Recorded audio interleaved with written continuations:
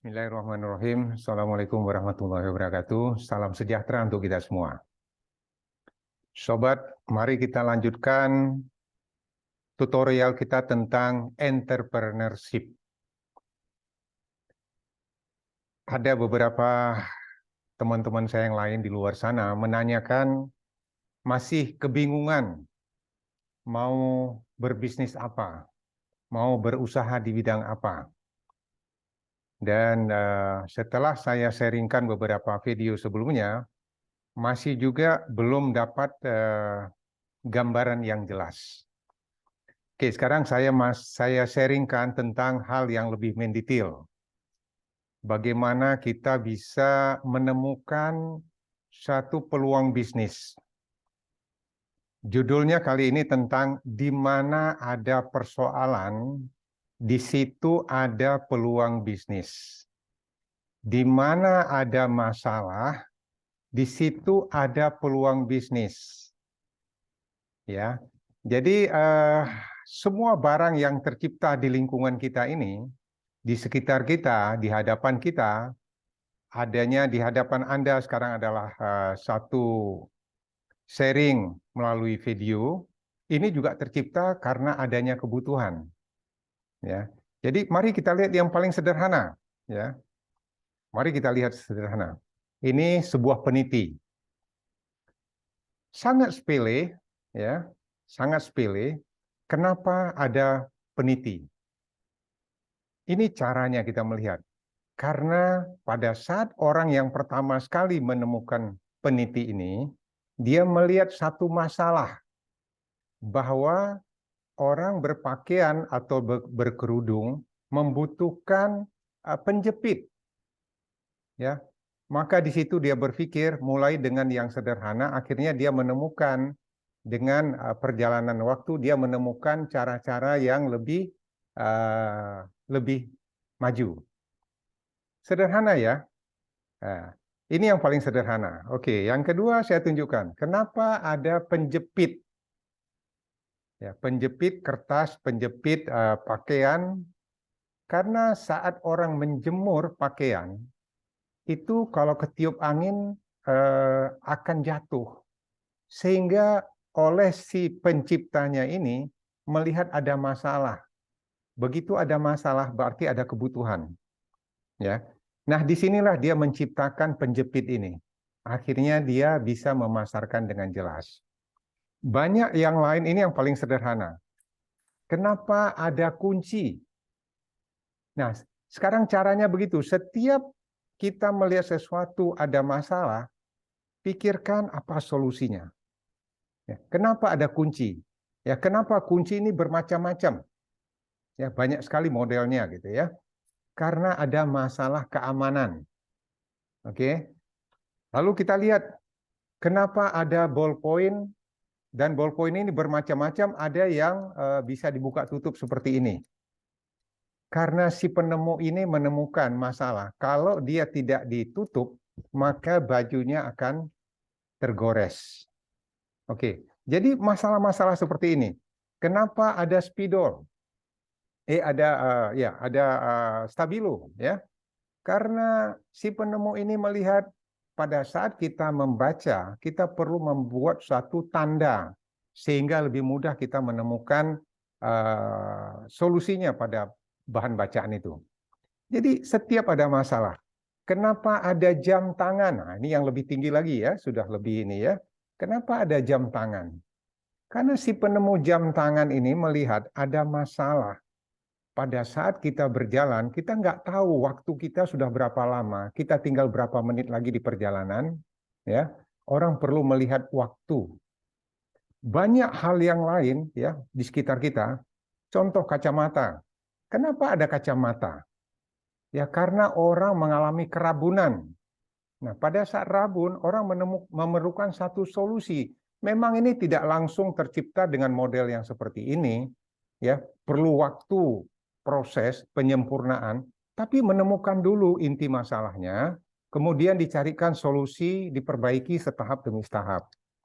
Kenapa ada masker? Ya, mungkin masker pada saat kita pandemik ini sekarang menjadi sesuatu yang sangat dibutuhkan ya. Karena apa? Masker sekarang sangat laku karena ada pandemik kemarin. Jadi akhirnya masker ini dikenal secara luas oleh masyarakat. Ya, kemudian diciptakanlah dengan model bermacam-macam. Mungkin awalnya masker ini hanya sederhana sekali, yang biasa dipakai oleh dokter, satu warna biru itu saja. Ya, ini sederhana sekali. Kenapa ada tisu yang ukurannya kecil seperti ini, hanya mungkin 10 lembar? Karena orang membutuhkan lap tangan atau pembersih pada saat dia berjalan. Banyak hal yang lain di luar sana yang Anda bisa lihat di sekitar Anda. Kenapa itu semuanya ada? Jadi sekarang mulai kritis melihat apapun yang ada di depan Anda, bertanyalah, kenapa ini ada? Ya, kenapa ini ada? Kalau ini ada, semua barang yang kita ciptakan, baik barang maupun jasa, ya, kalau jasa itu kayak perbankan, gitu ya, konsultan, notaris itu jasa. Kenapa itu ada? Ya, dokter itu jasa. Kenapa itu ada? Jadi bukan hanya barang, jasa pun itu tercipta karena adanya satu kebutuhan. Inilah cara seorang entrepreneur berpikir. Ya, jadi jika teman-teman, sobat semua yang ingin berusaha, sebelum memulai satu bidang usaha, sebelum menemukan satu bidang usaha yang pas, temukan dulu masalahnya apa.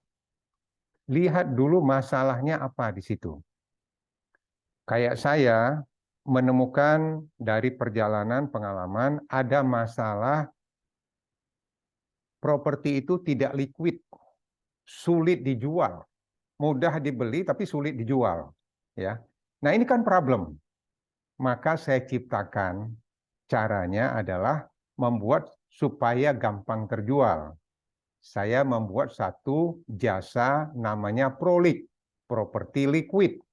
Bagaimana caranya agar liquid, agar mudah terjual? Maka properti tersebut tidak dibeli oleh 100% oleh satu orang. Saya menyebutnya berkongsi. Ya, agar mudah dijual, dipecah-pecah per saham. Ya, jadi kalau dijual satu properti bisa miliaran atau ratusan juta, itu tentu sulit. Inilah yang saya ciptakan seperti itu. Ya, jadi sobat semua yang lain, melihatlah di lingkungan kita masalahnya apa. Mungkin lihat pada diri sendiri dulu. Oke, mungkin saya sudah menjelang pensiun. Apa problem saya? Problem saya adalah saya tidak ada aktivitas lagi beberapa waktu kemudian. Kalau tidak ada, problemnya apa? Problemnya mungkin jadi bingung, jadi stres, jadi kekurangan sumber penghasilan, jadi kurang, mohon maaf, mungkin kurang dihargai. Ya, itu kan problem-problem. Dan itu apakah hanya saya sendiri yang mengalami? Nah ini kita perlu koreksi. Tentu tidak hanya kita sendiri, banyak orang juga ngalamin. Nah, berapa banyak orang yang mengalami itu adalah itu berapa besar market yang bisa kita garap.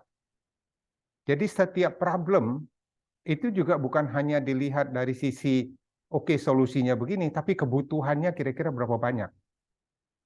Inilah cara-cara berpikir seperti ini seorang entrepreneur memulai usahanya. Kalau kita tidak tahu dasarnya, menemukan masalah apa, mencari akar masalahnya, lalu mencarikan solusi, akhirnya apa?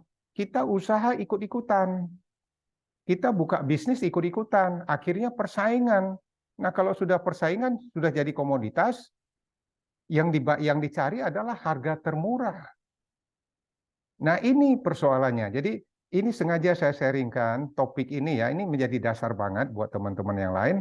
Semua kebutuhan, mau dari yang peniti tadi, sampai yang tercanggih handphone di depan Anda, itu adalah karena ada masalah kebutuhan, ada masalah di komunikasi kalau di handphone itu ya, seperti Anda bisa sekarang nonton video ini, begitu mudahnya, itu karena ada masalah. Kalau nggak dulu nonton harus melalui televisi. Televisi mau menyiarkan, waduh, kita mencari masalah seperti ini sulit sekali menemukan informasinya gitu.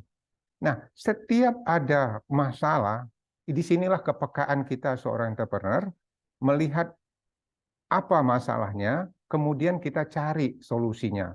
Tentu dengan cara kita banyak belajar, banyak bergaul, banyak melihat, ya. Ya itulah kira-kira gambarannya. Nanti dari sana akan muncul. Ya kalau yang besar lagi misalnya kayak Alibaba. Ya, kenapa bisa ada marketplace kayak Alibaba? Ya, ada kayak Tokopedia, ya. Itu karena orang mengalami kesulitan pada saat itu ya, kalau Alibaba itu dia melihat adanya produksi di Tiongkok yang perlu dipasarkan dengan lebih luas. Ya, jadi pada saat itu tidak ada marketplace-nya. Nah, setelah itu terciptalah Alibaba. Mereka lah menginformasikan ke dunia tentang produk-produk Tiongkok. Maka begitu besarnya Alibaba. Meskipun dia mencontoh beberapa yang lain yang sudah ada sebelumnya, tapi itulah cara. Jadi walaupun kita mencontoh, tapi kita lihat problemnya di lingkungan kita, apakah itu menyelesaikan masalah? Ya, jadi inilah yang perlu kita gali di dalam kita berusaha. Kita paham masalah apa yang muncul saat ini. Ya kayak pandemik kemarin. Begitu pandemik muncul, itu kan mendunia. Kita nggak bisa keluar rumah. Dibutuhkan, kita tetap butuh belanja, butuh jajan, butuh hiburan, ya, butuh komunikasi, ya. Itu semua terselesaikan. Karena apa? Waktu pandemik muncul, GoFood sudah ada, GrabFood sudah ada, sehingga mereka bisa booming. Yang tadinya orang nggak bisa dagang kalau nggak punya kios, sekarang bisa dagang dari rumah. Ya, itu jadi sebenarnya Tuhan ini menciptakan masalah, ya, itu memberi kita satu peluang. Jadi ini sama dengan isi salah satu ayat di Quran ya, di Muslim ya. Ada satu ayat yang menyatakan gini, karena sesungguhnya sesudah kesulitan ada kemudahan. Dan itu diulang 2 kali. Karena sesungguhnya sesudah kesulitan ada kemudahan. Jadi inilah maksudnya di setiap masalah kita, ya, di setiap masalah kita hadapi itu ada satu peluang bisnis. Jadi ini yang kita hadapi. Nah, ini untuk teman-teman yang mau berusaha supaya bisa usahanya bisa betul-betul kuat, bisa besar, bisa bertahan. Temukan dulu masalah apa yang ada di lingkungan masyarakat. Ya, seberapa besar masalah itu. Cari solusinya meskipun sepele ya. Peniti ini sepele, diproduksi di Tiongkok, dijual seluruh dunia. Ini sederhana banget. Ya, dulu penemu Pak Utomo penemu Aqua, ya. Problemnya apa? Orang asing kalau minum waktu itu sakit perut. Akhirnya dia menciptakan satu air yang tidak perlu direbus, ya. Dia cari solusinya, dia cari penyaringnya, dia pasarkan. Sekarang lihat Aqua berapa besar. Hal-hal sederhana seperti inilah, ya. Walaupun sederhana, tapi ini adalah satu peluang bisnis. Anda tahu yang jual Aqua berapa omsetnya per tahun? Triliunan loh, bukan kecil loh. Nah, inilah cara kita menemukan bidang usaha yang kita mau tekuni. Jangan hanya sekedar ikut-ikutan. Orang dagang bakso, kita dagang bakso. Orang dagang baju, kita dagang baju. Orang jual handphone, kita jual handphone. Lihat dulu problemnya di lingkungan itu. Apakah itu memang menjadi problem mereka? Kalau itu menjadi problem, Anda carikan caranya. Itulah cara seorang entrepreneur berpikir. Ya, semoga sharing singkat kali ini bermanfaat. Ikuti terus sharing-sharing saya ke berikutnya atau sharing-sharing saya di dalam video-video yang lalu. Saya akan terus menyampaikan cara-cara seperti ini untuk mulai berusaha. Demikian, semoga bermanfaat. Terima kasih. Assalamualaikum warahmatullahi wabarakatuh. Salam sejahtera untuk kita semua.